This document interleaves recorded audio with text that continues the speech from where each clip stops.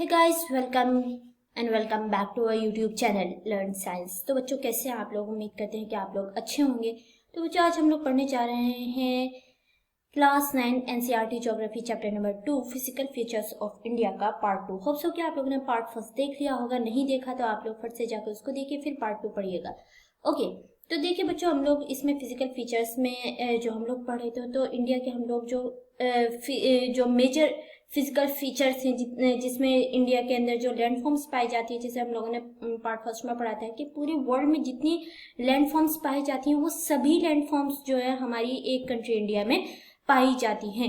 तो इसीलिए हम लोग जो है इंडिया को शुरू से आखिर तक इंडिया के फिजिकल फीचर्स के बारे में पढ़ रहे थे। तो हम लोगों ने पार्ट फर्स्ट में हिमालयाज को पढ़े थे। हम लोगों ने नॉर्थ से पढ़ना स्टार्ट किया था। पार्ट फर्स्ट में हम लोगों ने हिमालय पढ़े, उसके नॉर्थ टू साउथ उसका डिवीजन पढ़ा, वेस्ट टू ईस्ट उसका डिवीजन पढ़ा। तो होप सो कि आप लोगों को वो अच्छे से समझ में आ गया होगा। नहीं अगर आप लोगों ने देखा तो आप लोग इस वीडियो को पॉज कीजिए, जाकर पहले उसको देख लीजिए। तो चलिए, इसमें हम लोग जो टॉपिक कवर करने वाले हैं वो हम लोग नदन प्लेन को कवर करने वाले हैं, जिसका फॉर्मेशन हिमालय के फॉर्मेशन के साथ जुड़ा हुआ है। नदन प्लेन को, इंडियन डेजर्ट को और कोस्टल प्लेन्स को हम लोग जो है इस वीडियो में कवर करने वाले हैं। तो चलिए स्टार्ट करते हैं नदन प्लेन को।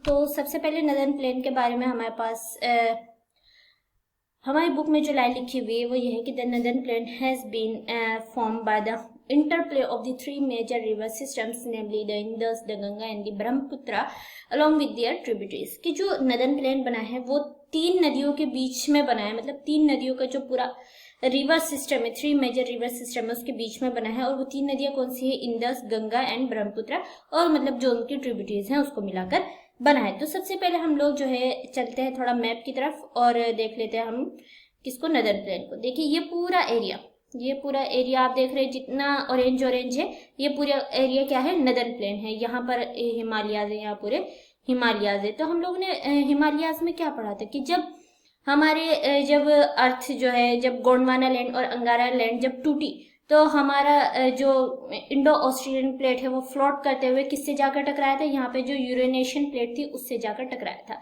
तो बीच में इनके टकराने से क्या हुआ था कि इधर से इसका प्रेशर लगा, इधर से इसका प्रेशर लगा, दोनों ऐसे ऊपर की तरफ उठ गए, जिसके कारण जो है दोनों जमीनें एक दूसरे के ऊपर ऐसे चढ़ गई, और जिसकी वजह से क्या हुआ?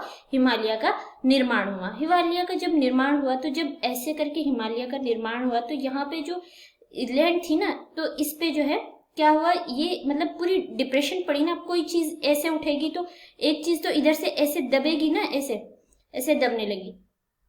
तो ऐसे दबने के कारण क्या हुआ, यहाँ पूरा प्लेन बन गया। और फिर क्या हुआ कि यहाँ से जो हिमालय से हम सभी जानते हैं बहुत सारी नदियां बहती हैं। तो यहाँ से गंगा, इंडस, इन सारी नदियों ने, बहती हुई नदियों ने यहाँ से आकर इनमें पूरा जो है क्या पूरे सैंड पार्टिकल्स, रॉक्स जमा कर करके इसको पूरा प्लेन कर दिया। इस एरिया को पूरा लंबा सा प्लेन कर दिया। तो इसी को कहलाए क्या? Northern plain. तो इसमें कौन सा एरिया है? अगर आप यहाँ से भी देखें, यहाँ से देखिए पूरा, यहाँ से जब ये इधर से इधर डिप्रेशन लगेगा ना, तो यहाँ जो है पहाड़ बने। तो यहाँ पे ये पूरा एरिया जो है क्या बना? उत्तर प्रदेश, दिल्ली, पंजाब, हरियाणा, राजस्थान, बिहार, थोड़ा सा झारखंड का पार्ट यहाँ पे, एंड असम, मेघालय, वेस्ट बंगाल, ये सारा एरिया नदन प्लेन में आया। ओके, तो इसका हुआ नदन प्लेन, इस तरह बना। तो अब इसमें क्या कहा गया है कि ये मेजरली तीन नदियों के बीच में बना हुआ है। एक इंडस नदी, इंडस जो कि यहाँ से गुजरती है, गंगा एंड ब्रह्मपुत्र के बीच में ये पूरा फैला हुआ है। और हम इनको इनके बेस पर जो है, इन नदियों के बेस पर हम इसको डिवाइड भी कर सकते हैं, वो हम लोग आगे पढ़ेंगे। ओके, चलिए। And the plains is form of alluvial soil. जैसे कि मैंने आपको बताया कि नदियां जो ऊपर से बह कर आई, उन्होंने यहाँ पे जो है पूरा अपने साथ सैंड पार्टिकल्स लेकर आई, तो पूरा एल्यूवियल सॉइल से भरा हुआ है। The deposition of alluvium is a vast basin lying at the foothills of Himalaya और millions of year form this fertile plain. वही कहा जा रहा है आपको कि हिमालय जो मतलब कई सालों पहले, कई मिलियन ईयर्स पहले बना था। तो जो हिमालय के फुट हिल्स में जो ये जो एल्वियम सॉइल का जो डिपोजिशन होता रहा लगातार कई सालों से होता रहा, तो इसने इसको क्या बना दिया? एक फर्टाइल प्लेन लैंड इसको बना दिया। हिमालय के फुट हिल्स यानी फुट मतलब ये बिल्कुल नीचे वाले हिस्से में, तो इसको एक फर्टाइल फ्लैटलैंड बना दिया। यहाँ की मिट्टी क्या होती है, बहुत ज्यादा उपजाऊ होती है। It is spread over an area of 7 lakh square kilometre, और ये पूरा तकरीबन जो है 7 लाख स्क्वायर किलोमीटर पर ये फैला हुआ है। The plain being about 2400 kilometre long and 240 to 320 kilometre broad, यानी ये 2400 किलोमीटर लंबा और तकरीबन 240 से 320 किलोमीटर तक चौड़ा है। It is a densely populated physiographic division. और ये जो एरिया है ना, ये जो नदर्न प्लेन का जो पूरा एरिया है, ये जितने स्टेट हैं ये डेंसली पॉपुलेटेड स्टेट्स है। ये सारे उत्तर प्रदेश बिहार के बारे में आप जानते ही होंगे कि बहुत डेंसली पॉपुलेटेड एरिया है, बल्कि जो नदर्न प्लेन है ये पूरा ही एरिया जो है वर्ल्ड का डेंसली पॉपुलेटेड एरिया है। अब वो क्यों है, देखिए उसकी सबसे एक वजह तो हमें पहले ही पता लग गई थी कि यहाँ पे लैंड क्या है, फर्टाइल है, और दूसरा क्या है, यहाँ प्लेन लैंड है। प्लेन लैंड होने के कारण यहाँ पर इंडस्ट्रीज को लगाना भी आसान है। यहाँ पर जो है अच्छे अच्छे रूट्स हैं, यहाँ पर मतलब जो ट्रांसपोर्ट सिस्टम है वो भी इजीली हो जाता है। और यहाँ का क्लाइमेट भी जो है वो ना बहुत ज़्यादा मतलब हार्श क्लाइमेट है, ना ही जो बहुत ज़्यादा गर्म है, बहुत ज़्यादा ठंडा है। तो इन सभी की वजह से क्या है यहाँ पे, और ये जो फर्टाइल लैंड है तो एग्रीकल्चरली बहुत ज़्यादा मतलब हमारे लिए एग्रीकल्चर के लिए बहुत ज़्यादा फायदेमंद है। तो इस वजह से क्या है, डेंसली पॉपुलेटेड एरिया है, बल्कि वर्ल्ड का डेंसली पॉपुलेटेड एरिया है।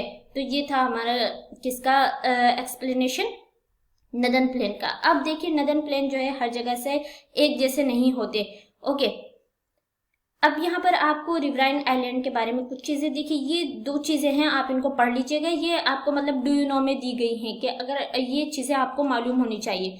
Okay, the river coming from the northern mountains are involved in deposition work in the lower coast due to gentle slope. The velocity of river decrease which results in the formation of riverine island. के जो reverse जो हैं वो northern mountain से आती हैं, और मतलब जो डिपोजिशनल वर्क में यानी जो डिपोजिशन करती है उस वर्क में जो इन्वॉल्व हैं, जहाँ पे मतलब जब जैसे यहाँ से नदी बहती हुई आ रही है, यहाँ से ऊपर से एक नदी बहती हुई आ रही है, तो जब यहाँ पे नदी आती है इस जगह तो क्या हो जाता है, यहाँ पर उसकी वेलोसिटी भी लो हो जाती है। यहाँ पर जो उसकी मतलब जेंटल स्लोप होने के कारण क्या होता है, यहाँ पे कुछ जैसे यहाँ से नदी बहती हुई आ रही है, यहाँ बीच में जो है कुछ पत्थर है, तो यहाँ पे क्या हुआ कि यहाँ पे जो है नदी की वेलोसिटी भी धीमी हो गई, यहाँ पे रफ्तार भी कम हो गई। तो क्या है, यहाँ ये पत्थर आने की वजह से कुछ भी यहाँ पे कोई जमीन का मतलब ऐसा टुकड़ा है तो जो नदी है वो उसके इधर से होकर बहने लगती है, इसके ऊपर से नहीं बहती। तो ये क्या है, इस जिसकी वजह से क्या बनता है, रिवराइन आइलैंड बनते हैं। जैसे कि आप यहाँ पर देख सकते हैं, जहाँ जेंटल स्लोप होते हैं, वेलोसिटी रिवर की जो है कम हो जाती है, तो इससे क्या बनते हैं, रिवराइन आइलैंड बनते हैं। जैसे कि आप इसको देख सकते हैं, ये जो है नदी जो है इसके किनारे से होकर बहने लगी, ऊपर से तो बहुत तेजी से आ रही थी, बट जब ये फ्लैट लैंड पे आई इसकी वेलोसिटी भी कम हो गई, और जिसकी वजह से जो है इसकी जो रफ्तार थी वो भी कम हो गई, जिसके कारण जो है इस तरह के रिवराइन आइलैंड बनते हैं। Okay, the rivers in their lower course split into numerous channel due to deposition of silt. These channels are known as distributaries. के जहाँ जो रिवर्स जो हैं जिनमें मतलब कि उनके बहुत चैनल्स बहुत सारे उनके बन जाते हैं। जैसे ये मान लीजिए ये एक नदी आई, अब यहाँ पे जो है यहाँ पे बहुत ज्यादा सिल्ट वगैरह जमा हुआ है यहाँ पे, तो वो क्या होता है कि वो जो है फिर ये यहाँ पे नदी की रफ्तार भी उतनी तेज नहीं रही, तो वो क्या होता है, वो इस तरह डिफरेंट चैनल्स में जो है वो बढ़ जाती है, जिसको डिस्ट्रीब्यूटरीज कहा जाता है। यानी वो डिफरेंट चैनल्स में, कई सारे चैनल्स में जो है वो बढ़ जाती है। जैसे कि आप यहाँ देख सकते हैं, यहाँ पूरा सिल्ट वगैरह का जमावड़ा है, तो जिसकी वजह से नदी एक इधर से बह गई, एक इधर से बह गई, एक इधर से बह गई, यानी एक जो मेन स्ट्रीम थी वो कई हिस्सों में बढ़ गई, तो उसको क्या बोलते हैं, डिस्ट्रीब्यूटरीज बोलते हैं। ओके, समझ में आया रिवराइन आइलैंड और डिस्ट्रीब्यूटरीज किसको बोलते हैं। ओके, तो चलिए आगे बढ़ते हैं। The northern plain is broadly divided into 3 sections. के नदर्न प्लेन जो है वो ब्रॉडली 3 सेक्शंस में डिवाइडेड है। The western part of the northern plain is referred as the Punjab plain. कि जो वेस्टर्न पार्ट है, यानी हम इसको जो है नदियों के आधार पर इसको बांटा गया। अब वो हम लोग आगे पढ़ेंगे। जो वेस्टर्न पार्ट है, सबसे वेस्टर्न पार्ट है, इधर का जो पार्ट है सबसे वेस्ट में इंडिया के, वेस्ट में, उसको किसके नाम से जाना जाता है? उसको पंजाब प्लेन के नाम से जाना जाता है। Form by Indus and it's tributaries, जो कि यहाँ से इंडस नदी गुजर रही है, जो कि इंडस और उसके ट्रिब्यूटरीज के द्वारा बनाया गया है। Okay, the Indus and its tributaries, the Jhelum, the Chenab, the Ravi, the Beas and the Satluj originated in the Himalaya, जो कि हिमालय से मतलब ये उसकी ट्रिब्यूटरीज जो ये पांचों नदियां हैं जिसको बनाकर पंजाब बना है। पंच मतलब होता है बच्चों, उर्दू में होता है पंच का मतलब 5, ये आगे आपकी बुक में दिया भी गया है। डू यू नो में पंच का मतलब होता है उर्दू में 5 और आब का मतलब होता है उर्दू में वाटर। पंजाब यानी 5 नदियां जहां से गुजरती है, जिन पांचों नदियों के नाम यहाँ पे दिए गए हैं, झेलम, चेनाब, रावी, बियास एंड सतलुज, जो कि सभी की सभी हिमालय से निकलती हैं। इससे क्या बनता है? इससे पंजाब प्लेन बनता है। This section of plain is dominated by the doabs, और ये जो प्लेन है इसमें बहुत ज्यादा दोआब्स है। दोआब्स देखिए, पंजाब अभी आपने पंच का मतलब पढ़ा 5 और दो मतलब होता है 2 और आब का मतलब जैसा कि अभी मैंने आपको बताया वाटर, दोआब। यानी इस वाले जो ये वाला एरिया जो है यहाँ पर दोआब बहुत ज्यादा पाए जाते हैं, क्योंकि यहाँ पर देखिए 5 नदियों से बना हुआ। दोआब का मतलब होता है 2 नदियों के बीच में जो प्लेन है ना उसको बोलते हैं दोआब। जैसे ये झेलम है, ये चेनाब है, इनके बीच में जो ये वाला एरिया है ना इसको बोलते हैं दोआब। इसलिए यहाँ पर दोआब बहुत ज्यादा है। ऑब्वियस सी बात है ज्यादा होंगे, क्योंकि यहाँ 5 नदियों के संगम से मिलकर बना है ये पंजाब, तो इसलिए यहाँ पे दोआब भी बहुत ज्यादा होंगे। 2 नदियों के बीच के एरिया को दोआब। ये अब इतना छोटा सा नहीं होता, बहुत लंबा लंबा होता है, कई हजार स्क्वायर किलोमीटर्स में होता है। तो इस तरह के मतलब 2 नदियों के बीच का जो प्लेन होता है उसको बोलते हैं दोआब। ओके, इंडस से जो बना है और उसकी 5 नदियों से मिलकर जो बना है वो क्या है? पंजाब। हम लोग जो है नदर्न प्लेन को डिवाइड कर सकते हैं 3 सेक्शंस में। Western part of the northern plane क्या कहलाता है? पंजाब कहलाता है, जो कि इंडस और उसकी ट्रिब्यूटरीज से बना हुआ है, और इसका ज्यादातर हिस्सा जो है वो पाकिस्तान में लाया करता है। जैसे हम लोग जानते हैं कि पंजाब का आधे से ज्यादा हिस्सा पाकिस्तान में भी है, तो इसलिए ये ज्यादातर हिस्सा पाकिस्तान में। और यहाँ पर दोआब बहुत ज्यादा पाए जाते हैं, यानी 2 नदियों के बीच का जो हिस्सा होता है वो क्या कहलाता है? दोआब। ये से आप यहाँ पे भी देख सकते हैं, क्या आप यहाँ देख सकते हैं ये वाला हिस्सा जो है ये पंजाबी 3 सेक्शन पे हम लोग डिवाइड कर सकते हैं। तो ये पंजाब है, यहाँ पे बहुत ज्यादा दोआब, यहाँ पे बहुत ज्यादा मतलब दोआब डोमिनेटेड एरिया है। और सेकंड हम लोग डिवाइड कर सकते हैं गंगा प्लेन के रूप में इसको। देखिए यहाँ पे दोआब और आपको यहाँ पंजाब के बारे में बताया गया है। The northern plain are generally described as flat and with the variation in its relief. अच्छा, यहाँ पे आपको सेकंड प्लेन है गंगा प्लेन, जो कि गंगा और उसकी ट्रिब्यूटरीज के साथ बनाया गया है। और थर्ड है ये ब्रह्मपुत्रा प्लेन। ओके, ये इस तरह करके 3 सेक्शंस में हम लोग जो है नदर्न प्लेन को डिवाइड कर सकते हैं west to east. Okay, the northern plains are generally described as flat land with no variation in its relief. It is not true, the vast plain also have diverse relief features. के northern plain के बारे में मतलब जैसे हम लोग पढ़ रहे हैं कि पूरी फ्लैट लैंड है, तो इसके बारे में मतलब ऐसा सोचा जाता है कि पूरी फ्लैट लैंड है, लेकिन ये क्या है? ये सच नहीं है। यहाँ पे भी बहुत डिफरेंट तरीके के फीचर्स पाए जाते हैं। तो देख लेते हैं कैसे कैसे फीचर्स नदर्न प्लेन में पाए जाते हैं। According to variation its relief feature, the northern plain can be divided into 4 regions.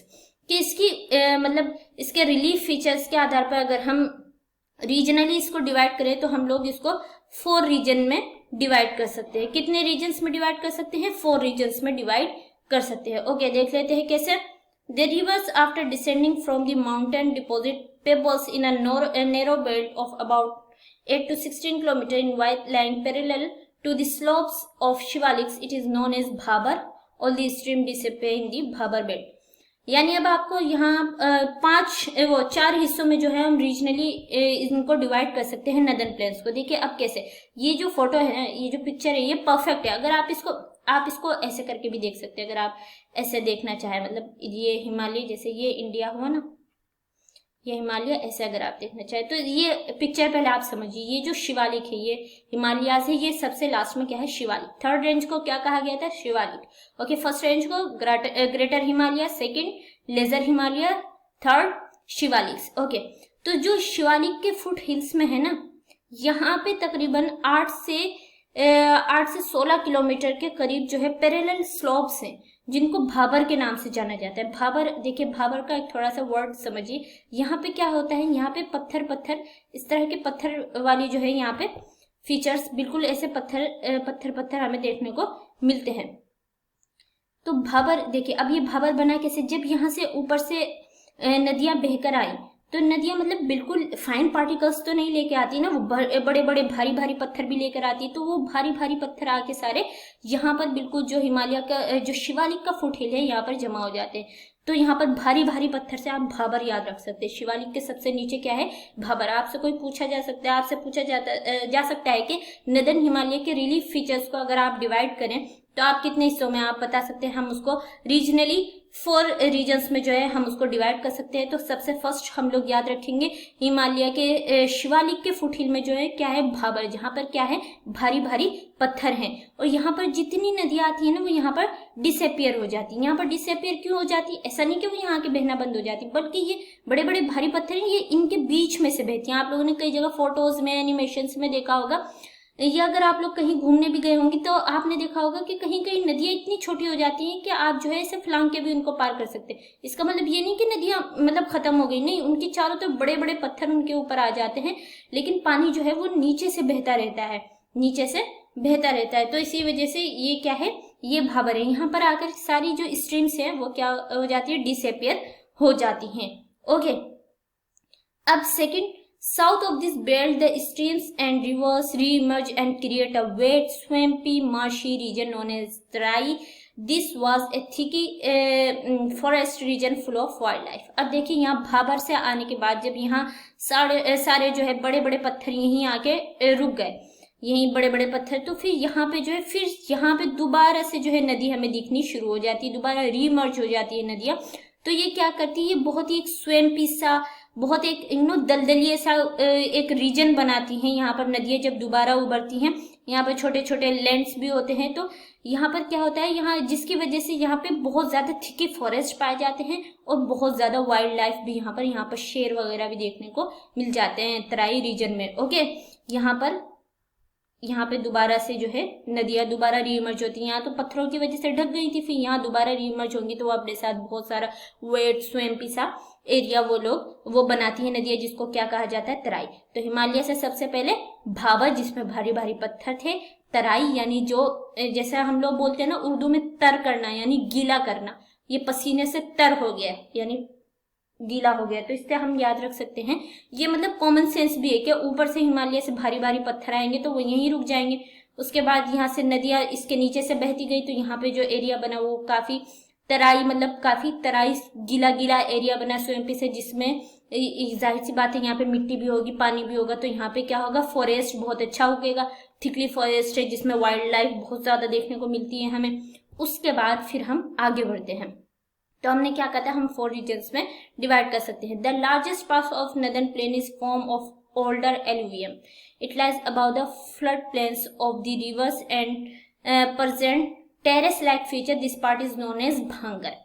अच्छा, यहाँ पे आपको एक बात बताई जा रही है कि जो तराई नदर्न प्लेन है उसका ज्यादातर हिस्सा जो है वो ओल्डर एलुवियम से बना हुआ है। वो क्यों बना हुआ है ओल्डर एलुवियम से, क्योंकि भाई नदियां तो बहुत सालों से यहाँ से बहती हुई आई ना, तो वो आके यहाँ जमा हो गई। जैसे कि हम लोग ने इस पिक्चर में हम लोग देख रहे हैं, यहाँ पे जो है वो जमा होती गई, यहाँ पे तो सारी मिट्टी जो है बहुत पुरानी एलुवियम जो है यहाँ जमा होती गई, और ज्यादातर हिस्सा नदर्न प्लेन का ऐसा ही है। तो जिसके कारण से क्या हुआ, वहां पे जो है it is lies above the flood plains of the rivers and present a terrace like feature.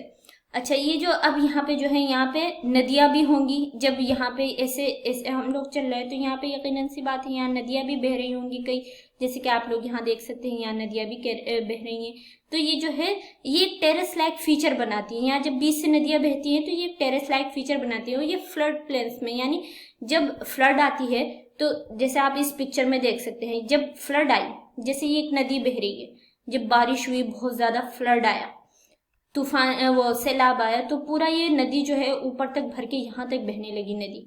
तो यहाँ तक जो बहने लगी तो नदी ने इसमें जो है डिपॉजिट कर दिए बहुत सारे जो है बहुत सारे एलुवियम, ये सारी चीज़ें जो है डिपॉजिट कर दी, जिससे यहाँ की लैंड जो है बहुत ज़्यादा फर्टाइल हो गई। लेकिन ये यहाँ तक नहीं भाई, इसको कहा ना कि हमने कि टेरेस लाइक फीचर है, यहाँ तक नहीं आई। यहाँ तक तो यहाँ पे जो सदियों से पहले से जो पुरानी से बहुत मतलब जब कभी पहले नदी यहाँ से बही होगी तो उसी टाइम की यहाँ पे जो है मिट्टी एलुवियम वगैरह जमा है। तो यहाँ पे जो पुरानी चीजें या जो पुरानी मिट्टी है उसको क्या कहा गया, उसको कहा गया भांगर। भांगर से भांगर आप लोग बोलते हैं ना, जो घर में पुराना सामान वगैरह होता है उसको भी भांगर बोला जाता है। भांगर को हम लोग बाहर दे देते हैं, तो उस तरह आप लोग समझ सकते हैं। जो ओल्डर और जो मतलब ये भी फर्टाइल होती है, लेकिन जो खादर है, खादर को हम आगे एक्सप्लेन करेंगे, उसके मुकाबले कम फर्टाइल होती हैं। ओके, तो समझ में आएगा। सबसे पहले क्या हुआ, हिमालय के फुटहिल से शिवालिक के सबसे पहले भारी भारी भाबर, फिर उसके बाद गीला गीला तराई, उसके बाद जो है भांगर, जिसमें पुरानी जो है बहुत ओल्डर एलुवियम जिसमें जमा होगी, जो कि फ्लड प्लेन्स के ऊपर जो है टेरेस लाइक फीचर, जैसे आप यहाँ देख सकते हैं। जैसे देखिए आप, इसमें जब नदी आएगी तो यहाँ तक पूरा भर जाएगा, पूरा यहाँ तक। तो यहाँ तक जो मिट्टी होगी उसमें तो नदी जो है बहुत फर्टाइल सॉइल यहाँ पर डाल देगी, लेकिन जो ये वाला एरिया है वो खाली रह जाएगा। तो यहाँ पे जो बहुत सदियों से पहले से जमा हुई मिट्टी होगी वही होगी, जिसके कारण ये जो है क्या होता है, लेस फर्टाइल होता है रिलेटिवली किसके, खादर के। Okay, the soil in this region contain calcareous deposit locally known as kankar. Newer younger deposits of floodplains are called khadar. They are renewed almost every year and so are fertile, thus ideal of intensive agriculture. और ये वाली जो मिट्टी होती है जो flood plains में जो खादर कहलाती है, जो ये जहाँ पे जब फ्लड आती है तो नदियाँ जो है यहाँ पे बहुत ज़्यादा जो है बहुत सारी यहाँ पे डिपोजिशन कर देती हैं फर्टाइल लैंड की, जो कि हर साल मतलब जब हर साल बारिश होती है बारिश के महीने में, तो यहाँ पे हर साल ये रिन्यू होता है, जिसकी वजह से क्या होता है, बहुत ज़्यादा फर्टाइल होता है। ये वाला एरिया बहुत ज़्यादा फर्टाइल होता है और ये इंटेंसिव फार्मिंग के लिए बहुत ज़्यादा इम्पोर्टेंट मतलब अच्छा माना जाता है इसको। और ये जो ऊपर जो ये टेरेस लाइक ये यहाँ तक पानी पहुँच नहीं पाता है ये, और यहाँ पे ये बहुत सदियों पुरानी जो है मिट्टी पड़ी हुई थी, तो इसको क्या कहा हम लोगों ने, भांगर। तो हम लोगों ने समझ लिया, हम लोग नदन प्लेन भी जो है वो पूरा शुरू से ऊपर से नीचे तक एक जैसा नहीं है, बल्कि वो 4 रीजन्स में बटा हुआ है। नंबर 1 भाबर, नंबर 2 तराई, नंबर 3 भांगर, नंबर 4 खादर। ओके, तो चलिए होप सो कि आप लोगों को समझ में आ गया होगा पूरा नदर्न प्लेन। अब हम लोग पढ़ लेते हैं द इंडियन डेजर्ट। बहुत कॉमन सा, बहुत छोटा सा आप लोगों को इंट्रोडक्शन कराया गया है इसमें। The Indian desert lies toward the western margin of the Aravalli hills. जो इंडियन डेजर्ट है वो यहाँ पे जो अरावली हिल्स हैं, यहाँ पे अरावली हिल्स जो हैं उसके वेस्टर्न मार्जिन में है। यानी अरावली हिल का क्या होगा, ये नॉर्थ होगा, ये साउथ होगा, ये ईस्ट होगा, ये वेस्ट। ये अरावली हिल्स यहाँ है, यहाँ की इसके वेस्टर्न मार्जिन में है क्या, हमारा इंडियन डेजर्ट। और ये बहुत ही मतलब सैंडी प्लेन से पूरा कवर्ड है। और ये यहाँ पर क्या है, सैंड ड्यून्स है। सैंड ड्यून्स, अब इसको सुनकर कंफ्यूज मत हो जाइएगा, बल्कि थोड़ा सा पीछे जाइए। हम लोगों ने हिमालय में क्या पढ़ा था कि हिमालय में क्या है, हिमालय में क्या पाई जाती हैं, दून्स पाई जाती हैं। और ये दून्स ज्यादातर क्या थी, लेजर हिमालय में थी। जो ग्रेटर हिमालय से सेकंड रीजन थी जो थी उसको क्या कहा जाता है, लेजर हिमालय। तो दून्स को हम लोगों ने क्या पढ़ा था, जो ये 2 पहाड़ों के बीच में जो इस तरह की वैलीज जो खाई होती है उनको दून्स कहा गया था। तो इसी तरह यहाँ पर सैंड ड्यून्स है, मतलब कि ये डेजर्ट पूरा ऐसे सपाट नहीं है, बल्कि यहाँ पर ये भी थोड़ा इस तरह के फीचर का है, इसलिए इसको कहा गया क्या, sand dunes. Okay, this region receives very low rainfall below 150 millimetre per year. की जाहिर सी बात है, ये जो सैंडी इस तरह का जो ये बना, तो यहाँ पे बहुत कम बारिश होती होगी, इसी वजह से it has arid climate with low vegetation cover. कि यहाँ का बहुत सूखा सा क्लाइमेट है और जिसमें बहुत कम हरियाली पाई जाती है। यहाँ पर streams appear during the rainy seasons. Streams जो है नदियाँ यहाँ पे अपियर होती हैं रेनी सीजन में। जाहिर सी बात है, जब ज्यादा पानी आएगा तो जब बारिश होगी तो ज्यादा पानी आएगा, जिसकी वजह से नदियाँ अपियर होती है। Soon after they disappear into sand as they do not have enough water to reach the sea. और ये बहुत ही जल्दी जो है क्या हो जाती है, डिसअपियर हो जाती है, क्योंकि अव्वल तो इनके पास इतना इनफ वाटर नहीं होता कि ये बह के कहा सी से जाके मिल जाए, ये पूरे से बह के सी में जाके, जैसे हम लोग देखते हैं ना गंगा सारी नदियां जाके बे ऑफ बंगाल में, अरेबियन सी में ये लोग जो है क्या हो जाती हैं, नीचे गिर जाती है इसमें। लेकिन इनके पास जो है ये बहुत ही जल्दी जो नदियां डेजर्ट्स में अपेयर होती है रेनी सीजन में बहुत ही जल्दी डिसअपेयर हो जाती है, क्योंकि एक तो मिट्टी उसको एब्जॉर्ब कर लेती है, ऊपर से वहां धूप इतनी सख्त होती है और नहीं वो कभी जो है सी तक पहुंच पाती है। Luni is only the larger river in this region. Luni जो है इस पूरे डेजर्ट एरिया की एक ओनली वन जो है लार्जर रिवर है। ओके, तो यही था हमारे इंडियन डेजर्ट का थोड़ा सा आप लोगों को इंट्रोडक्शन। ये इंडियन डेजर्ट, यहाँ का क्लाइमेट बहुत ज्यादा एरिड होता है, यहाँ पर सैंड ड्यून्स पाए जाते हैं, ये अरावली हिल के जो है वेस्टर्न मार्जिन में है और यहाँ पर बहुत कम बिलो 150 मिलीमीटर पर ईयर से भी कम जो है यहाँ पर बारिश होती है। यहाँ पर जो है रेनी सीजन्स में नदियां स्ट्रीम्स जो है वो अपेयर होती है, पर वो बहुत ही जल्दी डिसअपेयर भी हो जाती हैं। तो यही था हमारा the Indian desert. Hope so कि आप लोगों को समझ आया होगा। तो चलिए आगे बढ़ते हैं।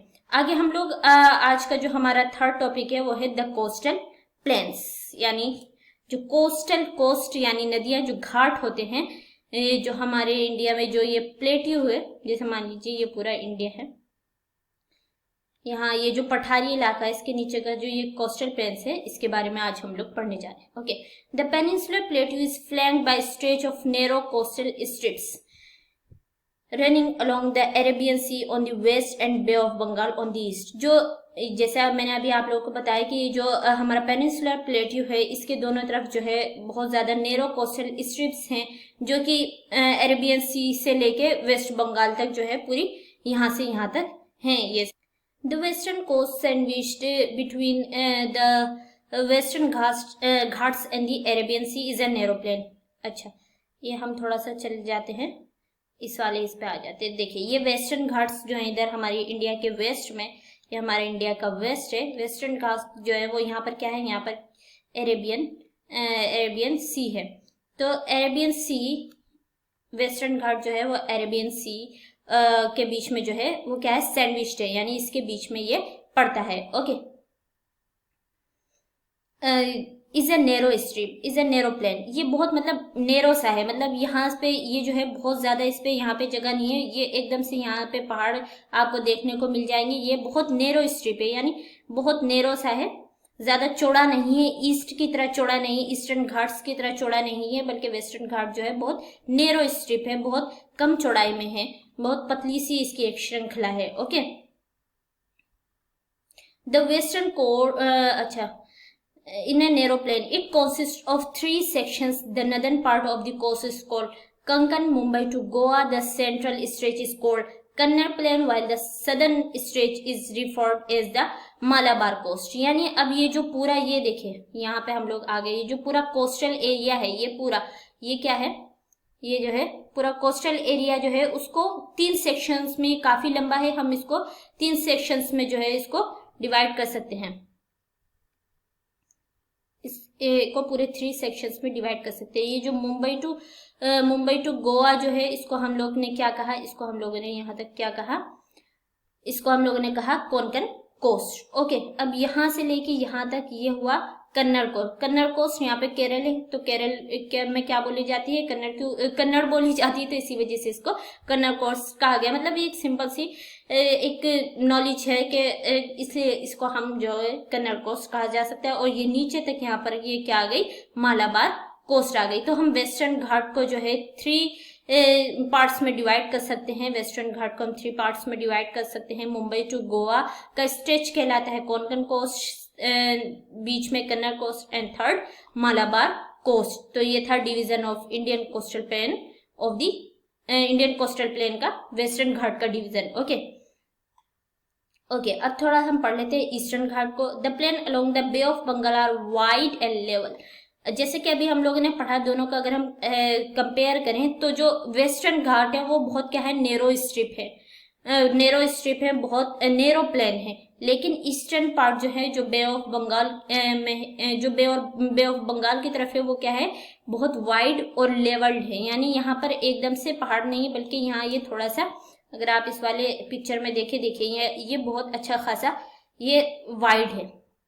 यहाँ पे पहाड़ जो है वो थोड़ा पीछे हट के है, तो इस वजह से ये क्या है, वाइड और लेवल प्लेन है, वेस्ट ईस्टर्न घाट्स। ओके, ये एक आप सिर्फ इस तरह कंपेरिजन करके आप इसको लिख सकते हैं। Okay, in the northern part it is referred to as the northern Circars and while the southern part is known as Coromandel coast. यानी जिस तरह अभी हम लोगों ने वेस्टर्न घाट्स को डिवाइड किया था, उसी तरह हम जो है ईस्टर्न घाट्स को भी डिवाइड कर सकते हैं। ओके, तो ईस्टर्न घाट्स को हम लोग जो है ईस्टर्न के जो नदर्न हिस्से है उसको केरकर, जो नदर पार्ट है उसको केरकर, एंड जो इसका जो अगर आप देखिए ये नदर्न पार्ट जो है इसको आप किरकर कोस्ट कह सकते हैं, और जो इसका सदर्न पार्ट है यानी वेस्टर्न कोस्ट का जो सदर्न पार्ट है उसको आप कोरोमंडल कोस्ट कह सकते हैं। तो इस तरह हम लोग जो है किसको, जो हमारे वेस्टर्न घाट्स हैं और ईस्टर्न घाट्स हैं उनको हम लोग डिवाइड कर सकते हैं, यानी कुल मिला के हमारे जो पूरा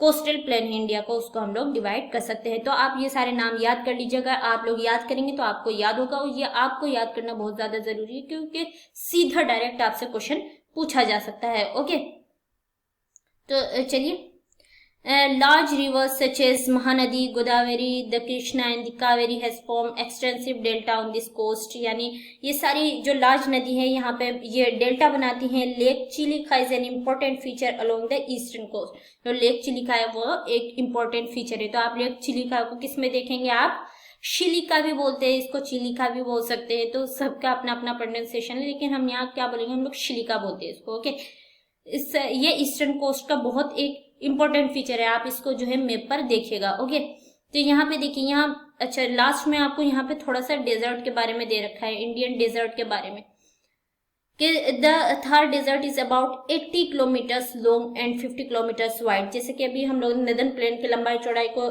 देखा, जो थार डेजर्ट है जो कहाँ पाया जाता है, राजस्थान में, वो तकरीबन 80 किलोमीटर लंबा और तकरीबन 500 किलोमीटर चौड़ा है, जो कि अपने आप में काफी बड़ा है। It is partly Rocky and partly Sandy. और ये कुछ जो है मतलब यहाँ पे कुछ ऐसे पत्थर भी पाए जाते हैं, और कुछ जो है मतलब थोड़ा आधा ये रॉकी है और आधा ये सैंडी है। तो आप यहाँ पे देख सकते हैं ये हमारा पूरा डेजर्ट एरिया है, और हमारा डेजर्ट एरिया कहाँ है, अरावली हिल्स के वेस्टर्न मार्जिन पे है। तो ओके बच्चों, आज के लिए बस इतना ही था।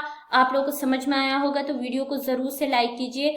देखिए थोड़ा सा लेट तो हो गया, बट इट्स ओके, आप लोग पढ़ रहे हैं, दूसरे सब्जेक्ट्स भी इतने आप लोग कवर कर रहे होंगे। तो और आप लोग जो है अगर न्यू है तो चैनल को जरूर सब्सक्राइब कीजिएगा, और अपने फ्रेंड्स के साथ जरूर शेयर कीजिएगा जो लोग न्यू हैं। हम लोग जल्दी जो है इसका third and the last part लेकर आएंगे, जिसमें हम लोग प्लेट्यू को पढ़ेंगे, जो कि देखिए बीच में तो वैसे बीच में प्लेट्यू आ रहा था नदर्न पार्ट के बाद, लेकिन हम लोग प्लेट्यू को बहुत अच्छे से पढ़ना चाहते हैं, प्लेट्यू और आइलैंड्स को। ये प्लेट्यू जो है जैसे कि हम जानते हैं कि बहुत oldest land form of this world है, इसलिए इसको समझना भी थोड़ा सा कॉम्प्लिकेटेड है। इतना कॉम्प्लिकेटेड नहीं है, लेकिन थोड़ा सा है, तो हम लोग इसको अलग से पार्ट में समझेंगे। होप सो कि आप लोगों को ये तीनों फिजिकल फीचर्स समझ में आ गए होंगे। हिमालय काफी अच्छे से समझ में आया होगा। तो फिर से वंस मोर के वीडियो को लाइक कीजिएगा, चैनल को सब्सक्राइब कीजिएगा। मिलते हैं अगली वीडियो में, तब तक के लिए गुड बाय।